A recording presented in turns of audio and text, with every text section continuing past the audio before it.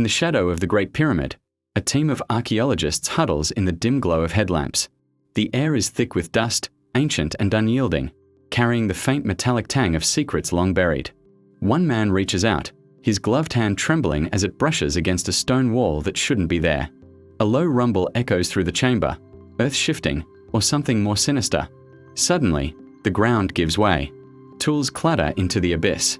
A scream pierces the silence. What lies below could rewrite history, or bury them alive.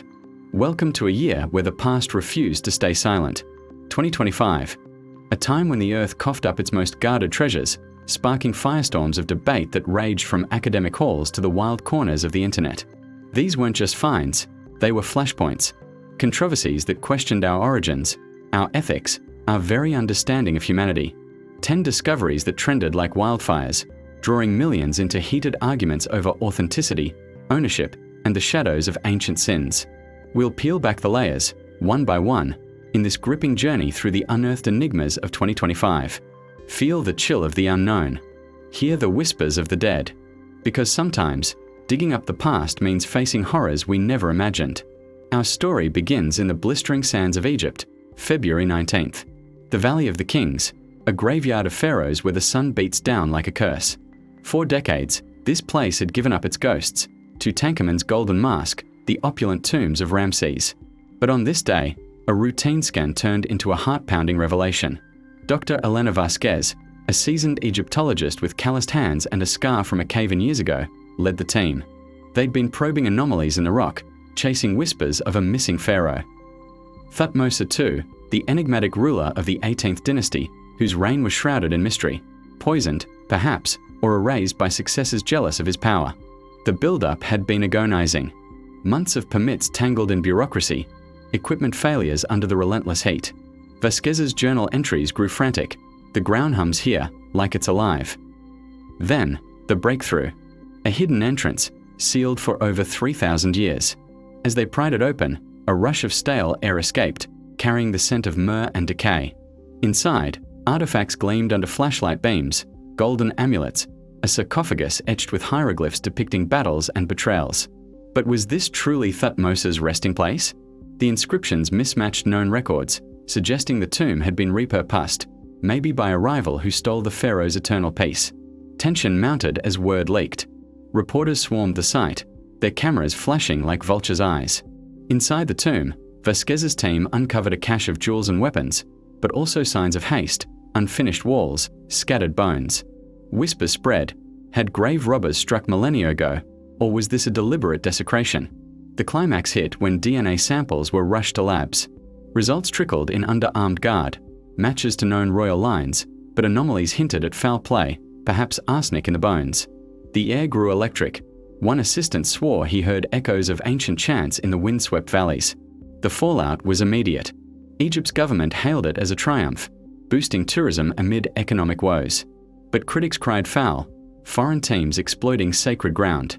Protests erupted in Cairo, with chants demanding repatriation of artifacts already whisked to museums abroad. Online, forums exploded. Was Thutmose a victim of palace intrigue, his tomb a crime scene frozen in time? Debates raged over ethics. Should we disturb the dead for science, or let them rest? Some claimed the find was staged, a hoax to distract from political unrest. Vasquez herself faced threats, her emails flooded with warnings. The pharaoh's curse lives. Yet, the mystery lingers. Untranslated scrolls hint at a hidden chamber, perhaps holding the true story of Thutmose's end. As the sun sets over the Nile, one can't help but wonder, what else lies waiting in the sand, ready to judge the living? A week later, across the Mediterranean, another veil lifts. February 26th, Pompeii, Italy. The ruins of a city frozen by Vesuvius's wrath in 79 AD. Ash-choked streets where echoes of screams still seem to hang in the air. Archaeologists here are no strangers to drama, plaster casts of the doomed, villas of the elite. But this dig, led by Marco Rossi, a wiry professor with a penchant for late-night espresso, uncovered something intoxicatingly forbidden. Pompeii's ongoing excavations, funded by EU grants amid crumbling infrastructure. Rossi's team targeted a buried structure detected by ground-penetrating radar. Shovels scraped against stone, revealing a spacious banqueting room untouched by time. The air inside was cool, almost inviting, laced with the faint aroma of ancient wine. Then, the walls came alive, a massive fresco of Dionysian rites, dancers twisting in ecstasy, satyrs leering from shadows, hunters pursuing mythical beasts. Build-up simmered like a pot about to boil. Each brushstroke uncovered more, scenes of initiation into the cult of Dionysus, god of wine and madness. Secret rituals, veiled in mystery, where boundaries blurred between divine ecstasy and earthly excess. Rossius notes describe the thrill, the colors pulse as if the paint is still wet, but whispers of controversy stirred, interpreters clashed over meanings. Was this harmless revelry, or evidence of forbidden orgies that scandalized Roman society? The climax erupted during a midnight session. Floodlights pierced the gloom as the full frieze emerged, explicit depictions that made even hardened diggers pause. A figure, possibly a priestess, mid-transformation, her eyes wild with otherworldly fire.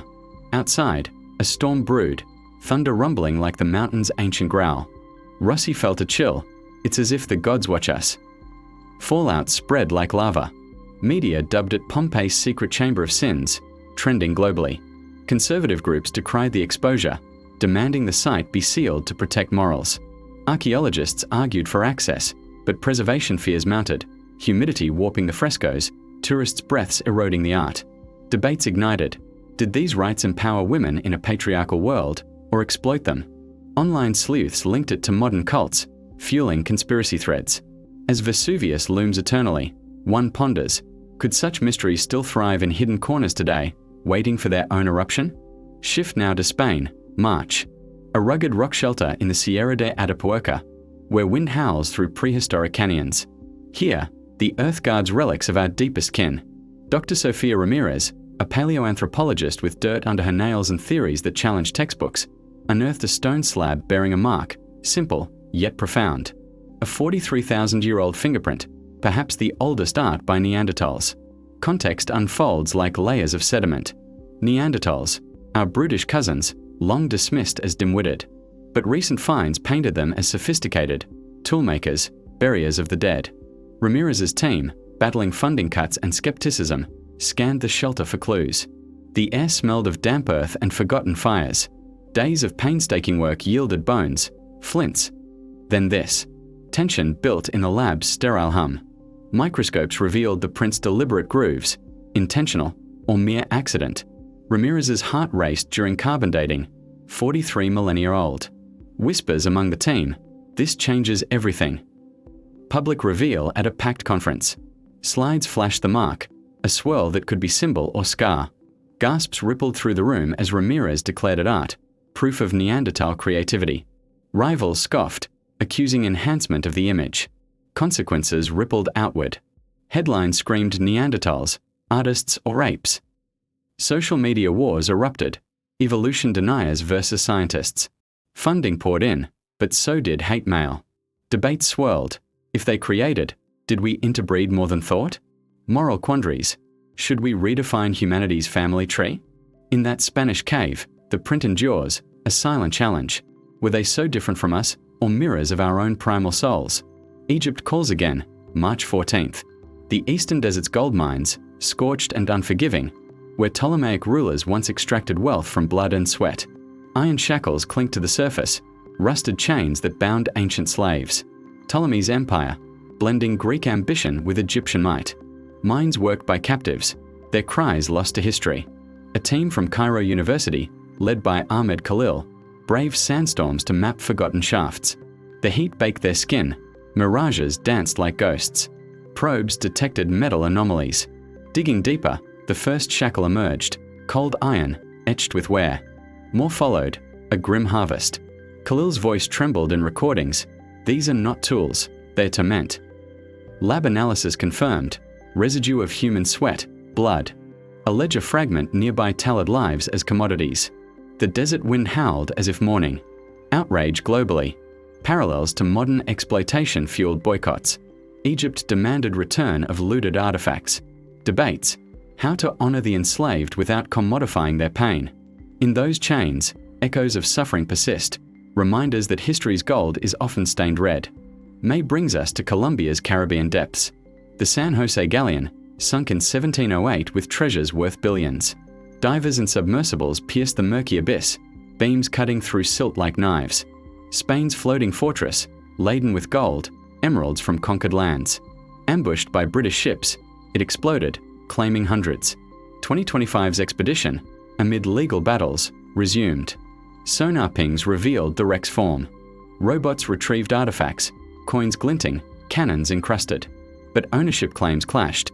Colombia, Spain, indigenous descendants of enslaved crew. A golden chest surfaced, spilling emeralds. Cheers turned to chaos as lawsuits flew. Courts gridlocked, treasures locked away.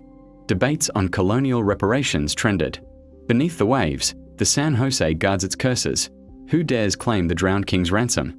The cold, black waters off Colombia's coast swallow light like secrets. June 2025. A submersible spotlight slices through the murk, illuminating the skeletal ribs of the San José galleon, sunk in 1708, laden with gold, emeralds, and the blood of hundreds. The wreck lies in 600 meters of darkness, a tomb of colonial greed. Divers, shadows in bulky suits, hover like ghosts. One extends a robotic arm. It brushes a chest encrusted in barnacles. The lid creaks open in slow motion. Emeralds tumble out, catching the beam like green fire. But this isn't triumph. It's war. The backstory stretches back centuries. The San José, pride of Spain's treasure fleet, carried riches plundered from a new world. Gold coins stamped with kings' faces, raw emeralds the size of fists. British warships ambushed her off Barrow Island. Cannon fire ripped her apart. She exploded in flames, dragging crew and captives to the depths. For over 300 years, she rested unseen, a legend whispered among treasure hunters and governments. Then, in the 1980s, Colombia claimed her. Spain disputed it. Indigenous groups, descendants of enslaved Africans forced aboard, demanded their share. Legal battles dragged on like slow poison. By 2025, the tension had boiled over. A Colombian-led expedition, armed with new sonar and remotely operated vehicles, resumed the hunt. Funding came from state coffers, but eyes watched from Madrid, Bogotá, and even private salvors lurking offshore. The team leader, Captain Isabella Reyes, felt the weight every dive. Her logs read like confessions. The sea resists. Every artifact feels stolen twice. Sonar pings grew frantic. Anomalies appeared, debris fields, then the hull itself, broken but defiant. Build-up stretched weeks into months. Each recovery brought more: gold ingots stamped with royal seals, silver bars heavy as sin, ceramic shards from distant ports. Reyes' team worked in silence, broken only by the hum of compressors and the crackle of radios. But leaks spread. Photos surfaced online, blurry shots of glittering piles. Forums ignited. Colombia's jackpot, one headline screamed. Spain's heritage stolen again, counted another. Indigenous activists marched in Cartagena, holding signs etched with ancestral names. This gold bought our chains, they chanted. The climax came on a moonless night in May. The ROV descended deeper than ever. Lights revealed a sealed compartment. Tools pried it open. Inside, a cascade of emeralds, raw and perfect, spilling across the sediment like frozen blood. Cheers echoed in the control room, then silence. The feed cut briefly. When it returned, the chest lay open, but something else gleamed, a human bone, still clutched to a chain. A shackle fragment, evidence of the enslaved who died with the ship. Reyes stared at the screen, voice low. We found treasure and horror. Fallout crashed like a wave. Headlines exploded worldwide. Colombia declared national triumph, vowing to display finds in a new museum. Spain filed emergency injunctions, claiming cultural patrimony. Indigenous leaders sued in international courts, arguing the wreck embodied colonial violence, profits built on forced labor. Protests turned violent in ports. Online, conspiracy threads multiplied. Hidden chambers, cursed gold, modern salvors sabotaging dives. Reyes received death threats. One anonymous message read, "The sea keeps what it takes." Museums hesitated to accept loans. Too hot, too disputed. The debate rages still. Who owns the drowned? The state that claims the wreck? The empire that loaded it? The descendants whose ancestors perished in its hold? Ethical archaeologists argue for non-extraction. Leave it as an underwater memorial. Treasure hunters counter that recovery preserves history. As courts deadlock, the San José lies silent again, its riches guarded by depth and darkness. One question haunts: When we pull history from the abyss, do we free it or chain it anew? Now the story turns north, to China, June. Harbin's frozen plains, where winter bites like teeth. A construction crew unearthed a skull decades earlier. Massive, archaic, dubbed Dragon Man for its size and strangeness. For years it sat in a university drawer, misclassified, a curiosity without context. Then 2025's breakthrough, DNA extraction succeeded. Labs in Beijing and abroad sequenced the genome. Results landed like thunder. The skull belonged to a Denisovan. Not myth. Not ghost lineage.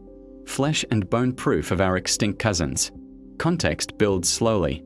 Denisovans, known only from a finger bone in Siberia, DNA traces in modern Tibetans, Papuans, indigenous Australians. They interbred with us, left echoes in our blood. But no face, no body. Until this. The skull, 146,000 years old, bore heavy brows, wide palate, features hinting at cold adaptation, perhaps high-altitude survival. Lead researcher Dr. Li Wei described the moment. The sample glowed under the sequencer. We knew immediately. Tension mounted in sterile labs. Rival teams questioned contamination. Chinese authorities controlled access tightly. Rumors swirled, suppression of findings to fit national narratives, or exaggeration for prestige. Climax struck at an international conference. Slides projected the reconstruction. A broad face, deep-set eyes, powerful jaw. Gasps filled the auditorium. DNA confirmed Denisovan markers, high-altitude genes matching modern Highlanders. But anomalies appeared, unknown sequences, possible ghost admixture from even older hominins. One scientist whispered, "This isn't just a face. It's a bridge to something we lost." Consequences unfolded fast. Headlines proclaimed the face of our hidden family. Museums rushed for replicas. Yet controversy brewed. Transparency debates flared. Why so few peer-reviewed details from China? Indigenous groups in Asia asked, does this rewrite our ancestry or appropriate it? Evolution skeptics twisted it into pseudoscience. Online, threads linked it to ancient aliens, forbidden knowledge. Li Wei faced scrutiny, her lab picketed by fringe groups demanding full disclosure. The hook lingers. In that skull's hollow sockets, we see ourselves reflected, part Neanderthal, part Denisovan, part mystery. If they walked among us, loved among us, what other branches hide in our family tree? And what happens when science unearths kin we never knew we buried? Peru, high desert near Nazca. Dust devils whirl across cracked earth. July onward, announcements trickled out. Scans, DNA reports, press conferences. Tridactyl mummies, three-fingered bodies, elongated skulls, desiccated skin stretched tight. Some claimed hybrid, others, non-human. Labs in Mexico and the US ran tests. Early results suggested biological authenticity. Organic tissues, fetal remains inside one specimen. Proponents hailed proof of lost species or ancient contact. Skeptics called hoax, fabricated from human and animal parts, sold on black markets. Backstory seethes with suspicion. Bodies surfaced years earlier, allegedly from looted tombs. No clear excavation records. Chain of custody murky. Peruvian authorities raided sites, seized specimens. International teams clashed. Some credentialed scientists defended findings. Mainstream archaeologists dismissed them as forgeries. Tension built in darkened labs. X-rays showed elongated fingers, metal implants fused to bone. One scan revealed a tridactyl fetus. Proponents' voices rose. This challenges everything. Climax hit in viral videos. Conference footage showed experts handling specimens. Skin flaking like old parchment, eyes vacant sockets. DNA teased non-human markers. Crowds gasped. But counter-evidence mounted. Carbon dating inconsistencies, glue residues, anatomical impossibilities. Skeptics pointed to historical hoaxes. Piltdown man reborn. Fallout tore through communities. Peru's government condemned commercialization of heritage. Museums refused displays. Online wars raged. Believers versus debunkers. Families of looters faced arrests. Ethical firestorms. If real, rewrite biology. If fake, exploit the dead for clicks. One researcher lamented, truth buried under sensationalism. The debate endures. In Peru's silent sands, mummies, if genuine, whisper of origins we fear.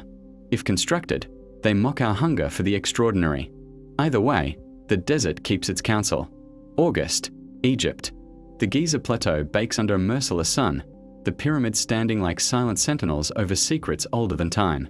Dr. Karim Hassan, a geophysicist with sun-cracked skin and eyes sharp from years scanning the impossible, leads a team using cutting-edge muon tomography. These cosmic rays, raining down from space, pierce stone like ghosts. Detectors hum in the heat, mapping densities invisible to the eye. Then, an anomaly. Vast voids, chambers, pathways, spanning 2 kilometers beneath the Khafra pyramid. The air in the control tent thickens. Hassan whispers, "This isn't natural." The backstory wins through millennia. Giza, cradle of wonders, built by pharaohs, or something earlier. Legends speak of halls beneath, guarded by gods. Modern scans hinted before, voids in Khufu, corridors unseen. But 2025's muon data, refined and relentless, reveals a multi-level complex. Wells plunging deep, chambers vast as temples, tunnels snaking like veins. Hassan's team pores over readouts in Cairo labs, the scent of coffee mixing with dust from printouts. Tension builds as findings leak, whispers of pre-pharaonic builders, advanced engineering defying known timelines. Build-up creeps like shadows lengthening at dusk. International experts converge, debates raging in hushed conferences. Egyptian authorities tighten security, drones patrol the plateau. One night, a detector glitches, spikes suggesting movement below, or mere interference. Hassan loses sleep, haunted by echoes in empty chambers during site visits. The pyramids feel heavier now, he confides.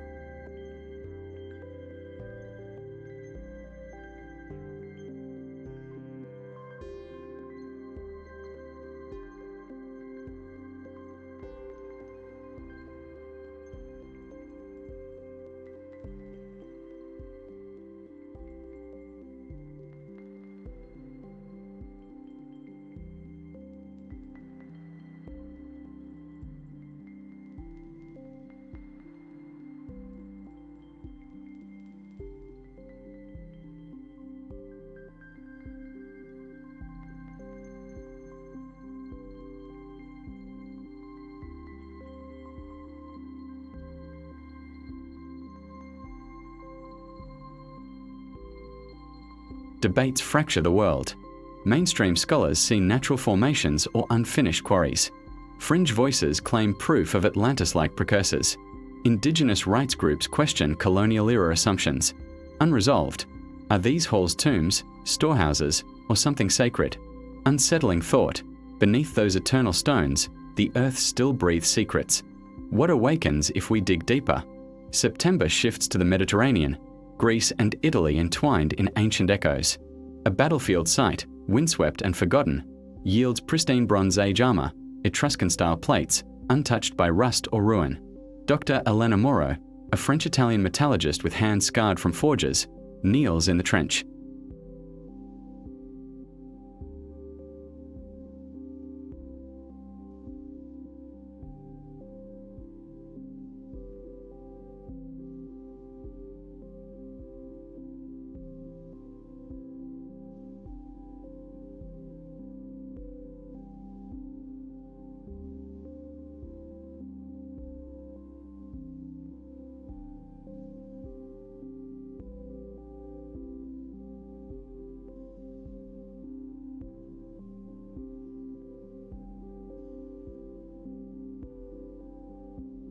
Analysis reveals alloys advanced, tin ratios precise, suggesting lost techniques. Debates flare, earlier than thought? Authenticity challenged amid rising forgeries. One expert claims modern reproduction, carbon tests counter. Climax in a Florence symposium. Moro unveils the armor under spotlights, pristine, defying time. Silence, then uproar. Implications cascade, rewriting metallurgy timelines, trade empires. Consequences ripple. Museums vie for display. Repatriation demands from Italy clash with Greek claims. Climate activists highlight exposure risks, rising seas, storms unearthing and destroying. Ethical quandaries, dig now, or let nature reclaim. In that gleaming bronze, a warrior's ghost lingers, advanced, enigmatic.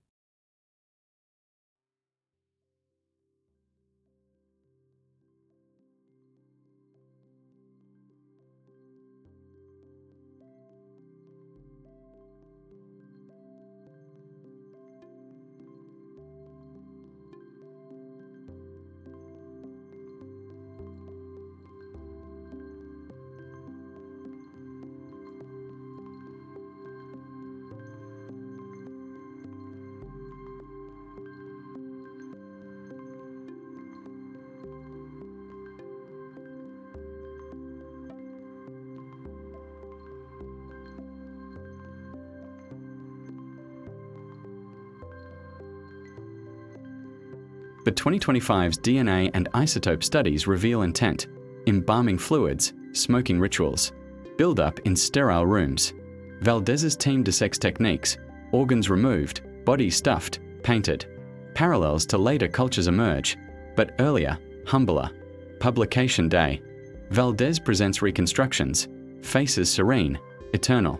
They invented mummification, she says. World reels.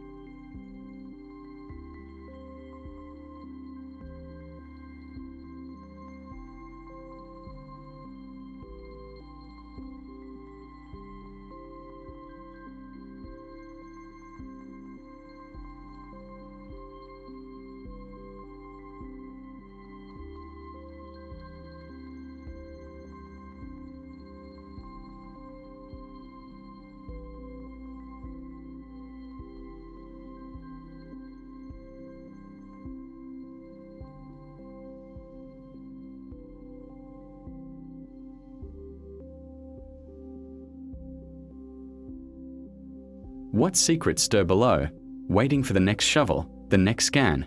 The past isn't gone. It's watching,